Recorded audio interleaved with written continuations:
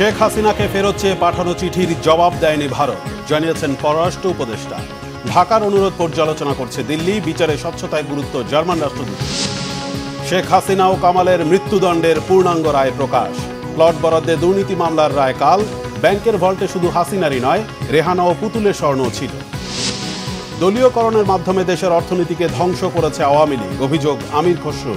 করাইল বস্তিতে আগুন, দরিদ্র মানুষগুলোর জন্য চরম আঘাত, বললেন ফখরুল। নির্বাচন প্রতিহতের হুমকি দিলে ব্যবস্থা, কঠোর হুঁশিয়ারি সিইসি। আরপিওর সংশোধনী বাতিলের দাবি বাম গণতান্ত্রিক জোটের। 64 জেলার পুলিশ সুপার পদায়ন করে প্রজ্ঞাপন। নিয়োগ হয়েছে 3 ক্যাটাগরিতে, মেধাবীরা কেউ বাদ পড়েনি, দাবি স্বরাষ্ট্র উপদেষ্টা। দেখছিলেন ক্রাউন সিমেন্ট সংবাদ শিরোনাম। পররাষ্ট্র উপদেষ্টা তৌহিদ হোসেন বলেছেন, সাবেক প্রধানমন্ত্রী শেখ হাসিনাকে ফেরত চেয়ে ভারতকে দেয়া চিঠির জবাব এখনও দেয়নি দেশটি। পররাষ্ট্র মন্ত্রণালয়ে সাংবাদিকদের এ তথ্য জানান তিনি। পররাষ্ট্র উপদেষ্টা বলেন, শেখ হাসিনাকে ফেরত চেয়ে আগের চিঠিরও জবাব এখনও পর্যন্ত দেয়নি ভারত। তাই আন্তর্জাতিক অপরাধ আদালতের রায়ের পর শেখ হাসিনাকে ফেরত চেয়ে ভারতকে দেয়া চিঠির জবাবও সহসায় পাওয়ার আশা করছেন না তিনি বলেন, সব দলের অংশগ্রহণে অন্তর্ভুক্তিমূলক নির্বাচনের জন্য পশ্চিমাদের কোনো চাপ নেই। নির্বাচনে ভারত পর্যবেক্ষক পাঠাতে চাইলে বাংলাদেশ স্বাগত জানাবে বলে উল্লেখ করেন পররাষ্ট্র উপদেষ্টা। ফ্রান্স থেকে এয়ারবাস কেনার ব্যাপারে বিশেষজ্ঞদের মতামতের পর সব ঠিক করা হবে জানিয়ে তিনি বলেন, এয়ারবাস না কিনলেও সম্পর্কে কোনো প্রভাব পড়বে না। আমরা বলেছি যে যেহেতু তাকে বিচারে দোষী সাব্যস্ত করা হয়েছে, কাজেই তাকে জেলে ফেরত দেওয়া। ওদের পররাষ্ট্র মন্ত্রণালয়ে দেওয়া হয়েছে, কোনো উত্তর আসেনি। এত তাড়াতাড়ি উত্তর আশাও করি না আমরা। আমি তো আগের চিঠিতে উত্তর পাইনি এখনো, কাজে এটা একেবারে কালকে আমাকে ওই 1 সপ্তাহের মধ্যে উত্তর দিয়ে দেবে এটা আমি প্রত্যাশা করি না। তবে আমরা আশা করি যে এটার উত্তর আমরা পাবো। আবার একই কথা, আমার উপর কোনো চাপ নেই। Thank you. এদিকে বাংলাদেশের ক্ষমতাচ্যুত প্রধানমন্ত্রী শেখ হাসিনাকে ফেরত চেয়ে বাংলাদেশের দেয়া চিঠি পরীক্ষা করে দেখছে ভারত, জানিয়েছেন দেশটির পররাষ্ট্র মন্ত্রণালয়ের মুখপাত্র রণধীর জয়সওয়াল। বুধবার রাজধানী নয়াদিল্লিতে সংবাদ ব্রিফিংয়ে এ তথ্য জানান তিনি। সাংবাদিকদের মুখপাত্র রণধীর জয়সওয়াল জানান, শেখ হাসিনাকে ফেরত চাওয়ার বিষয়ে বাংলাদেশের অনুরোধটি পরীক্ষা নিরীক্ষা করা হচ্ছে। ভারত সরকার বাংলাদেশের জনগণের প্রতি প্রতিশ্রুতিবদ্ধ। সবার সাথে এই বিষয়ে গঠনমূলক যোগাযোগ অব্যাহত রাখা হবে বলেও জানান তিনি। গেল বছর ছাত্র জনতার ব্যাপক অভ্যুত্থানের মুখে ভারতে পালিয়ে যান শেখ হাসিনা। এরপর তাকে প্রত্যর্পণের অনুরোধ জানিয়ে বাংলাদেশ 2 দফায় চিঠি দিলেও সাড়া দেয়নি ভারত। এর মধ্যে গেল 17 নভেম্বর আন্তর্জাতিক অপরাধ ট্রাইব্যুনাল গত বছরের ওই আন্দোলনের সময় সংঘটিত হত্যাকাণ্ডের জন্য মানবতাবিরোধী অপরাধে দোষী সাব্যস্ত করে শেখ হাসিনা ও সাবেক স্বরাষ্ট্রমন্ত্রী আসাদুজ্জামান খানকে মৃত্যুদণ্ড দেন। এরপর শেখ হাসিনাকে হস্তান্তরের জন্য ভারতকে তৃতীয়বারের মতো চিঠি দেয় বাংলাদেশ। সামাজিক সংহতি ফেরাতে নির্বাচনের পর রাজনৈতিক দলগুলোর মধ্যে রাজনৈতিক সংলাপের আহ্বান জানিয়েছেন জার্মান রাষ্ট্রদূত রুডিগার লোটস। ইউরোপীয় ইউনিয়ন মৃত্যুদণ্ড সমর্থন না করলেও শেখ হাসিনার ক্ষমতার অপব্যবহারের বিচারে স্বচ্ছতা নিশ্চিতের তাগিদ দেন তিনি। অধ্যাপক ইউনূসের নেতৃত্বাধীন সরকার বাংলাদেশে একটি অবাধ, সুষ্ঠু ও অংশগ্রহণমূলক নির্বাচন উপহার দেবে বলে আশা প্রকাশ করেন জার্মান রাষ্ট্রদূত। আরও জানাচ্ছেন ইমরুল কায়েস। সম্প্রতি মানবতা বিরোধী অপরাধের দায়ে সাবেক প্রধানমন্ত্রী শেখ হাসিনাকে মৃত্যুদণ্ড দিয়েছে আন্তর্জাতিক অপরাধ ট্রাইব্যুনাল। তবে ইউরোপীয় ইউনিয়ন নীতিগতভাবে কারো মৃত্যুদণ্ড সমর্থন করে না বলে জানান জার্মানির রাষ্ট্রদূত রুডিগার লোটস। জাতীয় প্রেস ক্লাবে ডিপ্লোম্যাটিক করেসপন্ডেন্স অ্যাসোসিয়েশন বাংলাদেশ আয়োজিত ডিক্যাপটকে তিনি বলেন, শেখ হাসিনা সরকারের ক্ষমতার অপব্যবহারের বিচার হতে হবে। একই সাথে সামাজিক পুনঃ একত্রীকরণের উপরও জোর দেন তিনি।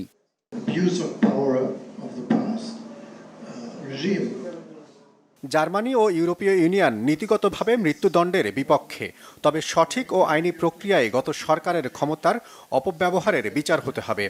আইন অনুযায়ী বিচার হচ্ছে কিনা তা সরকার ও বিচার বিভাগ দেখবে। পরিবর্তিত পরিস্থিতিতে রিকনসিলিয়েশন বা সবাইকে মূলধারায় ফিরিয়ে আনা জরুরি। এজন্য নির্বাচনের পর রাজনৈতিক দলগুলো জাতীয় সংলাপের আয়োজন করতে পারে।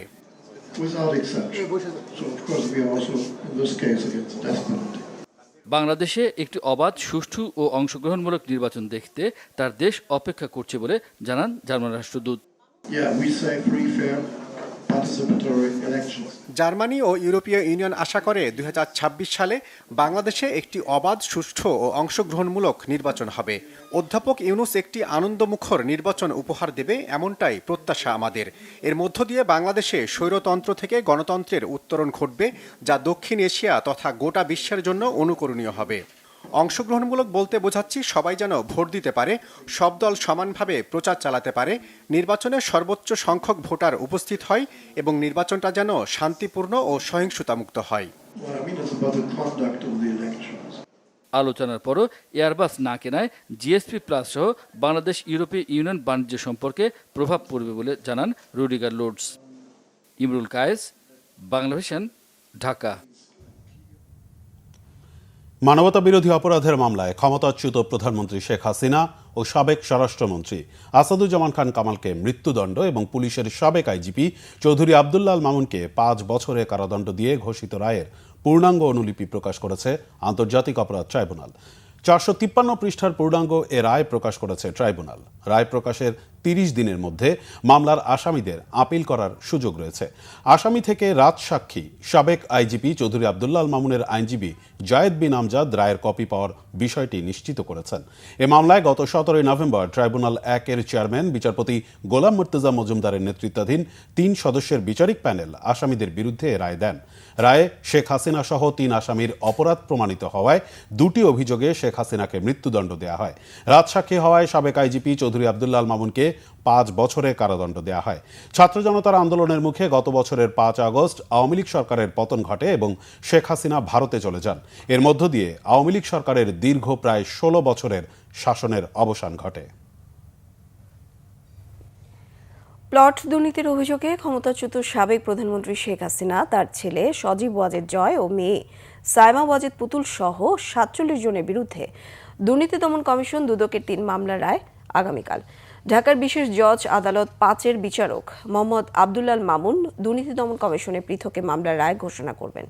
ক্ষমতার অপব্যবহার করে পূর্বাচল নতুন শহর প্রকল্পে 10 কাঠার সরকারি প্লট বরাদ্দ নেওয়ার অভিযোগে গত 14 জানুয়ারি শেখ হাসিনা সহ 8 জনের বিরুদ্ধে একটি মামলা করেন দুদকের উপপরিচালক সালাউদ্দিন। পরে তদন্ত শেষে গত 10 মার্চ 12 জনের বিরুদ্ধে আদালতে চার্জশিট দাখিল করেন মামলার তদন্তকারী কর্মকর্তা দুদকের সহকারী পরিচালক আফনান জান্নাত কেয়া। একই অভিযোগে গত 14 জানুয়ারি সজীব ওয়াজেদ জয় ও শেখ হাসিনা সহ 15 জনের বিরুদ্ধে দ্বিতীয় মামলাটি করেন দুদকের সহকারী পরিচালক SM রাশেদুল হাসান। এর আগে 12 জানুয়ারি শেখ হাসিনা ও পুতুল সহ 16 জনের বিরুদ্ধে তৃতীয় মামলাটি করেন দুদকের সহকারী পরিচালক আফনান জান্নাত কেয়া। অগ্রণী ব্যাংকের রাখার 2টি ভল্টে শুধু ক্ষমতাচ্যুত প্রধানমন্ত্রী শেখ হাসিনারই নয়, তার বোন শেখ রেহানা ও মেয়ে সাইমা ওয়াজেদ পুতুল সহ পরিবারের অন্য সদস্যেরও স্বর্ণ ছিল। বুধবার বিকেলে দুর্নীতি দমন কমিশনের মহাপরিচালক মোহাম্মদ আক্তার হোসেন সাংবাদিকদের এ তথ্য জানান। আরও জানান, ভল্টে থাকা নথি এবং অন্যান্য তথ্য বিশ্লেষণে জব্দকৃত স্বর্ণালঙ্কারের মধ্যে কিছু অংশ প্রধানমন্ত্রী শেখ হাসিনার ব্যক্তিগত এবং কিছু অংশ তার বোন ও মেয়ের ব্যক্তিগত সম্পদ। ভল্টে স্বর্ণালঙ্কারগুলো আলাদা আলাদাভাবে চিহ্নিত করা ছিল বলেও জানান দুদক মহাপরিচালক।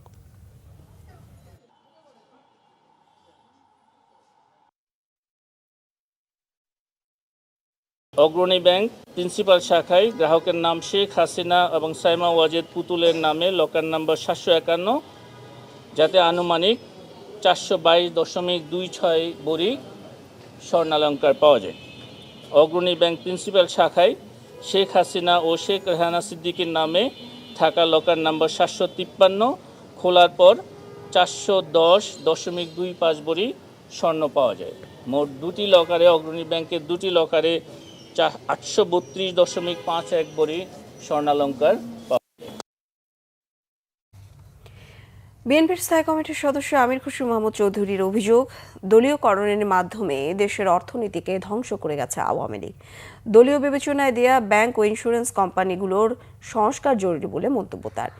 এদিকে অবাধ সুষ্ঠু নির্বাচন নিশ্চিত করতে সরকারকে কার্যকরী ব্যবস্থা নেওয়ার তাগিদ দিয়েছেন বিএনপির সিনিয়র যুগ্ম মহাসচিব রুহুল কবির রিজভী। আরও জানাচ্ছেন সিকান্দার রেমান। দেশের অর্থনীতি খারাপ অবস্থার জন্য বিগত দিনে আর্থিক খাতকে দলীয়করণের অভিযোগ করেছেন বিএনপির স্থায়ী কমিটির সদস্য আমির খসরু মাহমুদ চৌধুরী। বাংলাদেশে ইন্স্যুরেন্স সেক্টর, ব্যাংকিং সেক্টর সব কিছু মিলিয়ে আমরা বিগত দিনগুলোতে যেটা দেখেছি, একটা বড় ধরনের লুটপাটের একটা মহোৎসব চলেছে বাংলাদেশে, এবং ব্যাংক থেকে এই যে মালিকরা টাকা নিয়ে যাওয়া, ইন্স্যুরেন্স কোম্পানি থেকে বিভিন্ন আবার টাকা বের করা, এই সংস্কৃতিটা পরিপূর্ণভাবে চলেছে বিগত দিনগুলোতে। অবাধ সুষ্ঠু নির্বাচন নিশ্চিত করতে সরকারকে সব ধরনের কার্যকরী ব্যবস্থা নেয়ার তাগিদ দিয়েছেন বিএনপির সিনিয়র যুগ্ম মহাসচিব রুহুল কবির রিজভী। বিএনপি চেয়ারপারসন বেগম খালেদা জিয়ার রোগ মুক্তি ও সুস্থতা কামনায় দোয়া ও মিলাদ মাহফিলের আয়োজন করে জাতীয়তাবাদী মহিলা দল। এ সময় রুহুল কবির রিজভী বলেন, আওয়ামী লীগ সরকার দেশটাকে অন্য একটি দেশের আজ্ঞাবহ করে রাখতে চেয়েছিল। আগামী নির্বাচন রমজানের আগে ফেব্রুয়ারি মাসে এটা যাতে অবাধ সুষ্ঠু নির্বাচন হয় এবং যেটা সরকারও অঙ্গীকার করেছেন সেই অনুযায়ী অবাধ সুষ্ঠু নির্বাচনের মাধ্যমে জনগণের সরকার প্রতিষ্ঠার যে অধিকার জনগণের, সেটা যাতে নিশ্চিত হয়।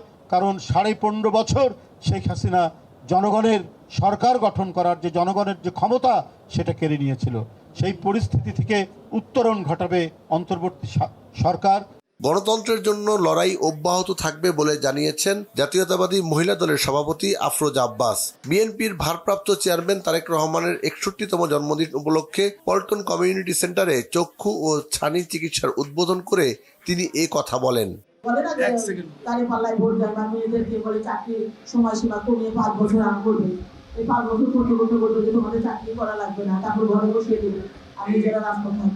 আমরা বিশ্বাস করতে চাই না। আমরা সবাই স্বাধীনতা বজায় রেখে দেশের জন্য, দেশের গণতন্ত্রের জন্য রাজপথে থেকে লড়াই করতে চাই। আমার ভোট আমি দেবো, যাকে খুশি তাকে দেবো। তবে আমরা বলতে চাই, তারুণ্য বলেন আর বার্ধক্য বলেন, সবার প্রথম ভোট 18 বছর পরে ধানের শীষের পক্ষে হোক। আফরোজা আব্বাস আরো বলেন, স্বাধীনতা সার্বভৌমত্ব রক্ষায় দল মত নির্বিশেষে সবাইকে ঐক্যবদ্ধ থাকতে হবে। বলেন, 16 বছর বিএনপি নেতা কর্মীরা জুলুম নির্যাতন সহ্য করেই গণতন্ত্র রক্ষার আন্দোলন করেছে। সিকান্দার রেমান, বাংলা ভিশন, ঢাকা। বিএনপি মহাসচিব মির্জা ফখরুল ইসলাম আলমগীর বলেছেন, বাউল সমর্থকদের ওপর হামলা একটি ন্যাক্কারজনক ঘটনা। ঢাকার করাইল বস্তিতে গতরাতের অগ্নিকাণ্ডের ঘটনায় সেখানকার মানুষদের জন্য ক্ষতিপূরণের ব্যবস্থা করতে সরকারের প্রতি দাবি জানান তিনি। সুষ্ঠু তদন্ত করে অগ্নিকাণ্ডের সূত্রপাতের প্রকৃত ঘটনা উদ্ঘাটনেরও দাবি জানিয়েছেন বিএনপি মহাসচিব। বিকেলে ঠাকুরগাঁও জেলা বিএনপি কার্যালয়ে নতুন ভবন উদ্বোধন শেষে তিনি কথা বলেন। মির্জা ফখরুল ইসলাম আলমগীর বলেন, আবহমান গ্রামীণ সংস্কৃতি বাউলরা গ্রামে গঞ্জে গান করে বেড়ায়। তাদের ওপর হামলাকে তিনি উগ্রবাদী ও ধর্মান্ধদের হামলা হিসেবে অভিহিত করেন। ঢাকার করাইল বস্তিতে মঙ্গলবার রাতের ভয়াবহ অগ্নিকাণ্ডের ঘটনার উল্লেখ করে বিএনপি মহাসচিব বলেন, সেখানকার মানুষগুলো নিঃস্ব হয়ে গেছে। দরিদ্র মানুষগুলোর জন্য এটি চরম আঘাত। তাদেরকে দ্রুত ক্ষতিপূরণ দেওয়ার জন্য সরকারের প্রতি আহ্বান জানান তিনি। বাউলদের উপর হামলা এটা একটা ন্যাক্কারজনক ঘটনা। আমরা এর তীব্র নিন্দা জানাই। এটা ডেফিনেটলি বাংলাদেশের যে আবহমানের যে সাংস্কৃতিক গ্রামীণ বাংলা সংস্কৃতি, আমাদের এই বাউল যারা, তারা বাংলাদেশের অর্থনীতিতে মাঠে ঘাটে প্রান্তরে বাউল গান গেয়ে বেড়ায়। তাদের উপরে হামলাটা এটা একটা উগ্র ধর্মান্ধদের হামলা বলে আমি মনে করি, এবং এটা সঠিক নয়। এই ধরনের হিংসা প্রতিহিংসার আপনার পথ বেছে নেওয়া কারোর জন্য শোভনীয় নয়। আমরা অবশ্যই এটার আপনার সুষ্ঠু তদন্ত দাবি করি এবং নিরসন দাবি করি। রাজধানীর করাইল বস্তিতে অগ্নিকাণ্ডে পুড়ে ছাই হয়ে গেছে 1,500-এরও বেশি ঘর। মাথা গোজার ঠাই সহ সর্বস্ব হারিয়ে দিশেহারা ক্ষতিগ্রস্ত পরিবারগুলো। সকাল 9:30টার দিকে আগুন পুরোপুরি নেভাতে সক্ষম হয় ফায়ার সার্ভিস। ঘটনা তদন্তে 5 সদস্যের কমিটি গঠন করা হয়েছে। আশ্রয়হারা পরিবারগুলোর পুনর্বাসনে ব্যবস্থা নিচ্ছে সরকার। আরও জানাচ্ছেন মামুন আবদুল্লাহ।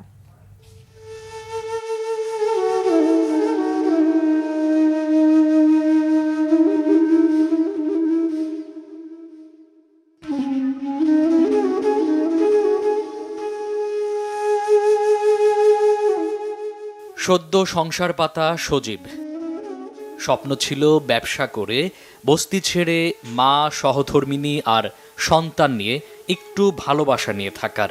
তাই এবারের শীতে কাপড়ের ব্যবসা করতে কিছু ঋণ আর সামান্য পুঁজি ছিল তার। সেই স্বপ্ন চোখের সামনে এক নিমিষেই ছাই হয়ে গেছে। 3 বছর আগে বিয়ে করছিলাম, বিয়ে করে সংসারটা কেবল শুরু করছিলাম। কিছু টাকা ক্যাশ করে মাল আনছিলাম, আর কিছু টাকা মানে ঋণ করে ব্যবসা দিলাম, হইলে দিয়ে আস্তে আস্তে মানে ভালো পজিশনে যাইতে চেয়েছিলাম যে সারা জীবন কি এখানে থাকবো।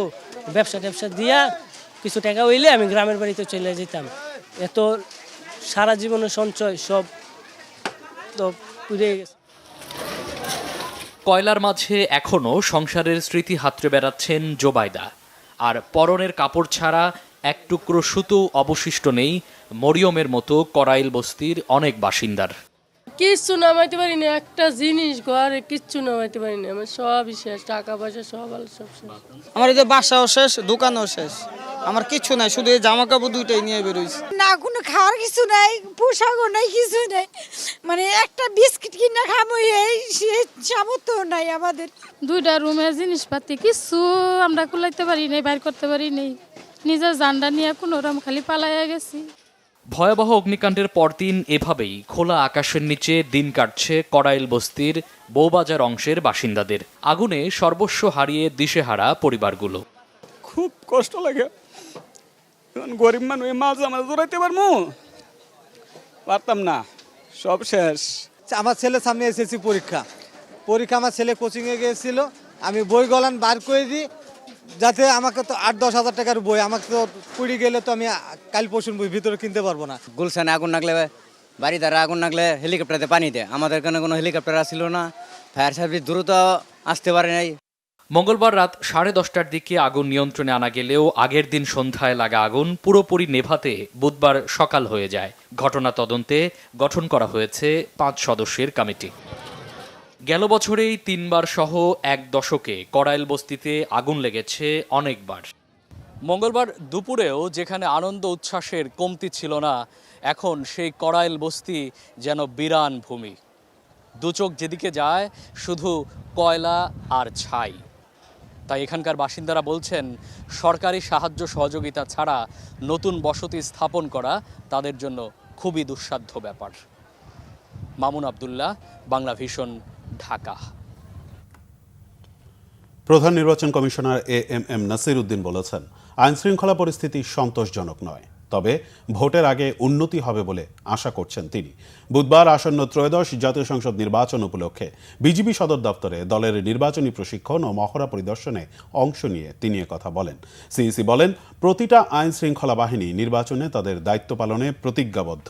তাই ভোটে আইন শৃঙ্খলা রক্ষা করে সুষ্ঠু ও সুন্দর নির্বাচন উপহার দেয়াই কমিশনের লক্ষ্য। সিইসি জানান, জাতীয় নির্বাচনকে কেন্দ্র করে রেড, ইয়েলো এবং গ্রিন জোন চিহ্নিত করা হয়েছে।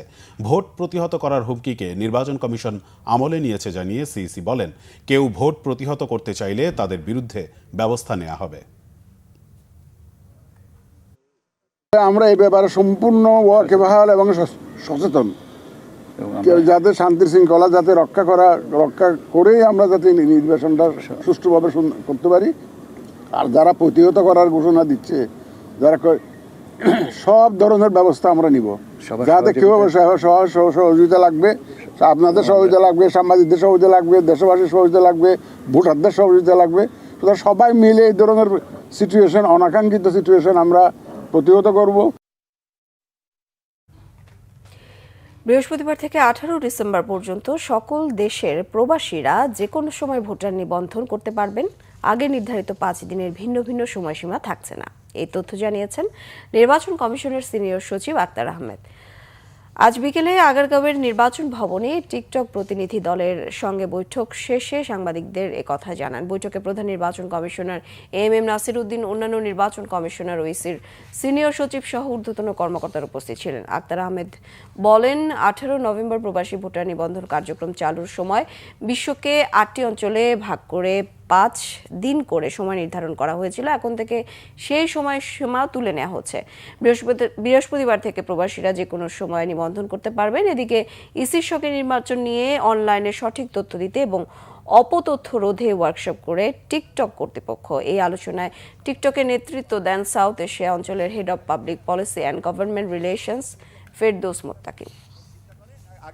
ওই যে আপনার যে লিমিটেশনটা করা ছিল 5 দিন করে, ওই লিমিটেশনটা আর থাকছে না, এখন ওপেন, যে কেউ যে কোনো জায়গা থেকে করতে পারে। যেমন ঠিকানার কাঠামোটা যেভাবে আমরা স্ট্রাকচার করে দিয়েছিলাম, সেটা কিছু কিছু জায়গায় আপনার ওটিপি পাচ্ছিলেন না ঠিক মতন, সেগুলো আমরা যখনই যেটা জানতে পাচ্ছি আমরা সেটা তাৎক্ষণিকভাবেই অ্যাড্রেস করছি। মানে নিবন্ধন প্রক্রিয়াটা ওপেন করে দেওয়ার কারণে হয়তো কিছু ত্রুটি বা কিছু হিকাপ হবে, এবং যেটা যখন আসবে আমরা সেটা সেইভাবে আমরা অ্যাড্রেস করব। আরপিওর সংশোধনী বাতিল সহ জামানত কমানো, কালো টাকা, পেশিশক্তি ও প্রশাসনিক কারসাজি মুক্ত নির্বাচনের দাবি জানিয়েছে বাম গণতান্ত্রিক জোট। দুপুরে আগারগাঁও নির্বাচন ভবনের সামনে বিক্ষোভ করে এই দাবি জানান জোটের নেতারা। বলেন, তুলনামূলক ছোট দলগুলো যাতে নির্বাচনে প্রতিদ্বন্দ্বিতা করতে না পারে, আরপিও সংশোধনীর মাধ্যমে কমিশন সেই পথ বেছে নিয়েছে। এ সময় ঔদ্ধত্যপূর্ণ বক্তব্য দেয় জামাত নেতা শাহজাহান চৌধুরীকে গ্রেফতার ও নির্বাচনে অযোগ্য ঘোষণার দাবি জানান জোট নেতারা। পরে নির্বাচন কমিশনে 14 দফার একটি স্মারকলিপি জমা দেন তারা।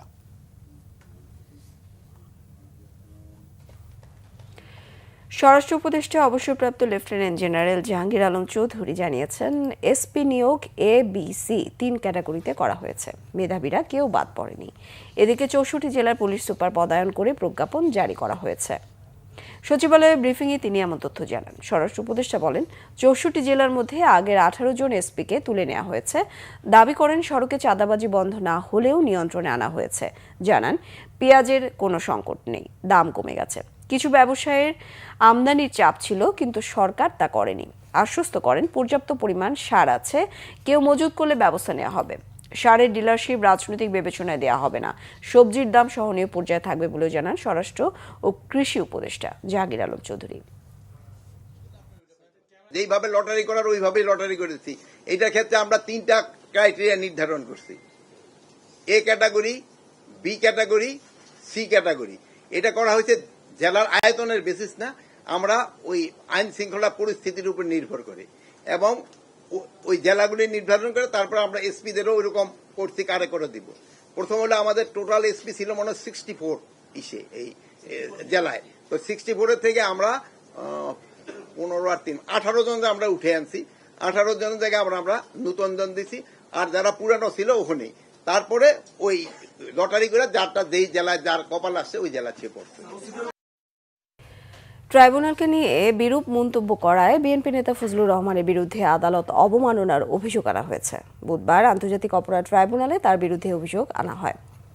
রবিবার এ বিষয়ে শুনানির দিন নির্ধারণ করা হয়। ট্রাইব্যুনালে আদালত অবমাননার অভিযোগ দাখিল প্রসঙ্গে প্রসিকিউটর গাজী MH তামিম বলেন, গত 23 নভেম্বর বেসরকারি একটি টেলিভিশন চ্যানেলের একটি টক শোতে অংশ নেন বিএনপি নেতা ফজলুর রহমান। ওই টক শোতে ট্রাইব্যুনালকে উদ্দেশ্য করে ফজলুর রহমান বলেন, এই কোর্ট তিনি মানেন না। প্রসিকিউটর মিজানুল ইসলাম বলেন, তার এই বক্তব্যে ট্রাইব্যুনালে বিচার প্রক্রিয়া নিয়ে প্রশ্ন তোলা হয়েছে। বিচার প্রক্রিয়াকে অবজ্ঞা ও অবহেলা করা হয়েছে। আইনানুযায়ী এই অভিযোগে 1 বছরের বিনাশ্রম কারাদণ্ড, আর্থিক জরিমানার বিধান রয়েছে। তবে এ বিষয়ে সিদ্ধান্তে পৌঁছানোর আগে যথাযথ প্রক্রিয়ায় ট্রাইব্যুনাল বিএনপি নেতা ফজলুর রহমানকে ডেকে তার বক্তব্য শুনবে বলে জানান তামিম।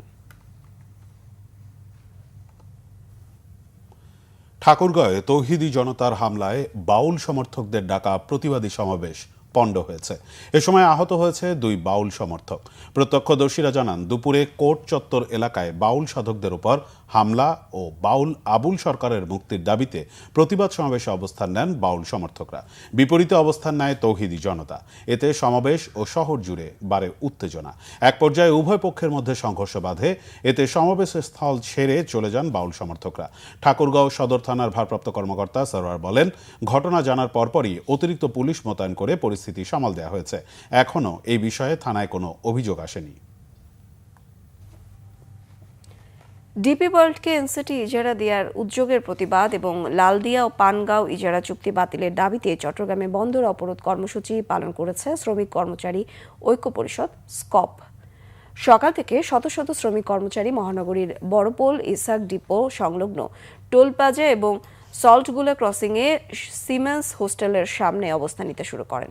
এ সময় বক্তারা বলেন, বন্দর দেশের লাইফলাইন, এনসিটির স্বয়ংসম্পূর্ণ লাভজনক স্থাপনা, কোনোভাবে বন্দর বিদেশিদের হাতে দেয়া হবে না।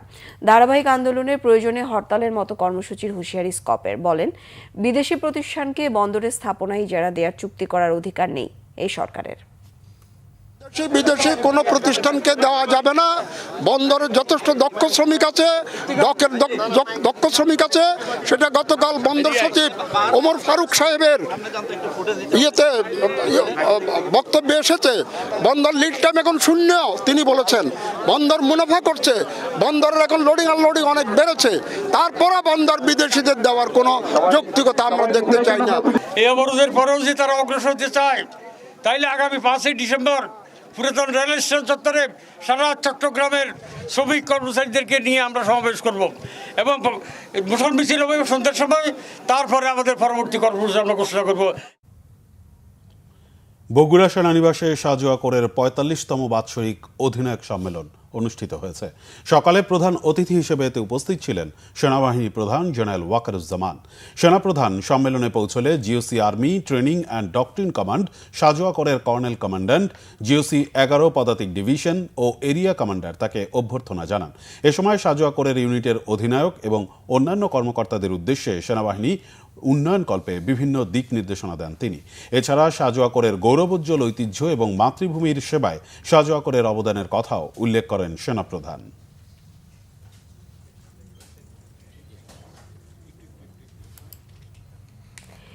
লেবাননে নিয়োজিত জাতিসংঘ শান্তিরক্ষা মিশনে অংশ নিতে বাংলাদেশ নৌবাহিনীর ৮৫ জন সদস্যের একটি দল বিশেষ ফ্লাইটে চট্টগ্রাম শাহ আমানত আন্তর্জাতিক বিমানবন্দর ত্যাগ করেছে। নৌ সদস্যরা বাংলাদেশ কন্টিনজেন্টের অধীনে লেবাননে মোতায়েন করা নৌবাহিনী জাহাজ বানুজা সংগ্রামে যোগদান করবেন। বিদায়ের প্রাক্কালে চট্টগ্রাম নৌ অঞ্চলের কমান্ডারের পক্ষে chief staff officer captain M Ashraful Alam লেবাননগামী নৌ সদস্যদের বিমানবন্দরে বিদায় জানান। এ সময় নৌবাহিনীর ঊর্ধ্বতন কর্মকর্তারা উপস্থিত ছিলেন। সহকারী নৌবাহিনী প্রধান রিয়ার অ্যাডমিরাল মোহাম্মদ মুসা লেবাননগামী নৌ সদস্যদের প্রয়োজনীয় দিক নির্দেশনা দেন। বাংলাদেশ নৌবাহিনীর জাহাজটি ২০১০ সাল থেকে লেবাননে জাতিসংঘ শান্তিরক্ষা মিশনে নিয়োজিত রয়েছে।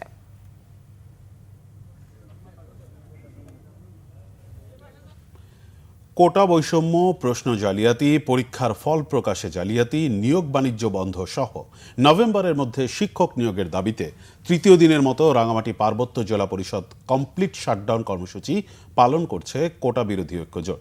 সকালে রাঙামাটি জেলা পরিষদের মূল ফটক ও অফিস গেট বন্ধ করে অবস্থান কর্মসূচি পালন করছে বিক্ষুব্ধ নেতারা। কর্মসূচিতে বিভিন্ন দাবি তুলে ধরে বক্তারা বলেন, দাবি না মানা পর্যন্ত জেলা পরিষদ শাটডাউন কর্মসূচি অব্যাহত থাকবে। এ সময় বক্তব্য রাখেন সদস্য মোহাম্মদ রাকিব হাসান ও নাগরিক পরিষদের মোহাম্মদ জাহাঙ্গীর সহ অন্যান্যরা।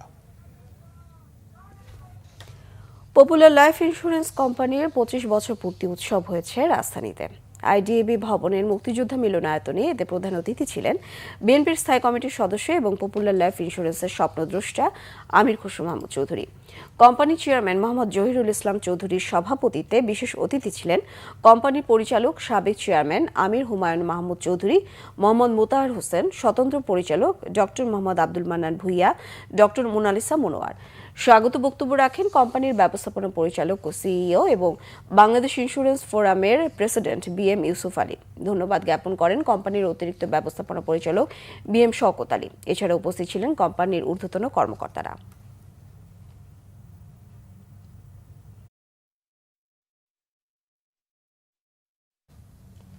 আরো কিছু খবর নিয়ে এবার একটি ডেস্ক রিপোর্ট। বিএনপি চেয়ারপারসনের উপদেষ্টা আমানুল্লাহ আমান বলেছেন, সুষ্ঠু নির্বাচন ছাড়া দেশে গণতন্ত্র ফিরিয়ে আনা সম্ভব নয়। ফেব্রুয়ারির প্রথমার্ধে জাতীয় নির্বাচন হবে। সকালে কেরানীগঞ্জের আটি ভাওয়াল উচ্চ মাধ্যমিক বিদ্যালয়ে নবীনবরণ অনুষ্ঠানে প্রধান অতিথির বক্তব্যে তিনি একথা বলেন। জনগণের মনের অবস্থা বুঝে রাজনীতি করতে নেতাকর্মীদের প্রতি আহ্বান জানিয়েছেন বিএনপি চেয়ারপারসনের উপদেষ্টা এম জহিরুদ্দিন স্বপন। বরিশালে গৌরনদী কমলাপুরে শহীদ প্রেসিডেন্ট জিয়াউর রহমান স্মৃতি ফুটবল টুর্নামেন্টের ফাইনালে প্রধান অতিথির বক্তব্যে তিনি একথা বলেন। বিএনপির এ প্রার্থী ঘরে ঘরে গিয়ে ভোট চাওয়ার পরামর্শ দেন দলীয় নেতাকর্মীদের। যারা ভেস্তের টিকিট বিক্রির কথা বলে মানুষকে বিভ্রান্ত করছে তাদের ব্যাপারে সতর্ক থাকার আহ্বান জানিয়েছেন বিএনপির যুগ্ম মহাসচিব ও নরসিংদী জেলা বিএনপির সভাপতি খায়রুল কবির খোকন। তিনি বলেন, দাঁড়িপাল্লার কাছে নারী সমাজ নিরাপদ নয়। বিকালে নরসিংদীর সদর উপজেলার চিনেশপুর ঈদগাহ মাঠে নারী সমাবেশে খায়রুল কবির খোকন একথা বলেন।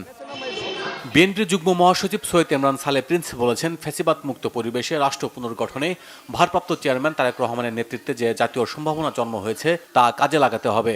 সকালে ময়মনসিংহের হালুয়াঘাটে মহিলা দলের পরিচিতি সভায় তিনি একথা বলেন। বিএনপির ভারপ্রাপ্ত চেয়ারম্যান তারেক রহমানের নির্দেশে অসহায় ও দুস্থদের মাঝে শীতবস্ত্র বিতরণ করেছে তেজগাঁও থানা 25 নম্বর ওয়ার্ডের স্বেচ্ছাসেবক দল। এতে প্রধান অতিথি ছিলেন ঢাকা মহানগর বিএনপির সাবেক আহ্বায়ক সাইফুল আলম নীরব। সভাপতিত্ব করেন ঢাকা মহানগর উত্তর স্বেচ্ছাসেবক দলের সহ সভাপতি মোহাম্মদ বাসেত মিয়া। শীতবস্ত্র বিতরণ শেষে ধানের শীষে ভোট চান Nirob. Bangla vision news desk. সংবাদ শেষ করব আমরা। শেষ করার আগে ক্রাউন সিভের সংবাদ শিরোনামগুলো আরো একবার। শেখ হাসিনাকে ফেরত চেয়ে পাঠানো চিঠির জবাব দেয়নি ভারত, জানিয়েছেন পররাষ্ট্র উপদেষ্টা। ঢাকার অনুরোধ পর্যালোচনা করছে দিল্লি, বিচারের স্বচ্ছতায় গুরুত্ব জার্মান রাষ্ট্রদূতের। শেখ হাসিনা ও কামালের মৃত্যুদণ্ডের পূর্ণাঙ্গ রায় প্রকাশ। প্লট বরাদ্দের দুর্নীতির মামলার রায় কাল। ব্যাংকের ভল্টে শুধু হাসিনারই নয়, রিহানা ও পুতুলের স্বর্ণ ছিল। দলীয়করণের মাধ্যমে দেশের অর্থনীতিকে ধ্বংস করেছে আওয়ামী লীগ, অভিযোগ আমির খুসরোর। করাইল বস্তিতে আগুন দরিদ্র মানুষগুলোর জন্য চরম আঘাত, বললেন মির্জা ফখরুল। নির্বাচন প্রতিহতের হুমকি দিলে ব্যবস্থা, কঠোর হুঁশিয়ারি সিইসির। আরপিও সংশোধনী বাতিলের দাবি বাম গণতান্ত্রিক জোটের। 64 জেলার পুলিশ সুপার পদায়ন করে প্রজ্ঞাপন। নিয়োগ হয়েছে 3 ক্যাটাগরিতে, মেধাবীরা কেউ বাদ পড়েনি, দাবি স্বরাষ্ট্র উপদেষ্টার।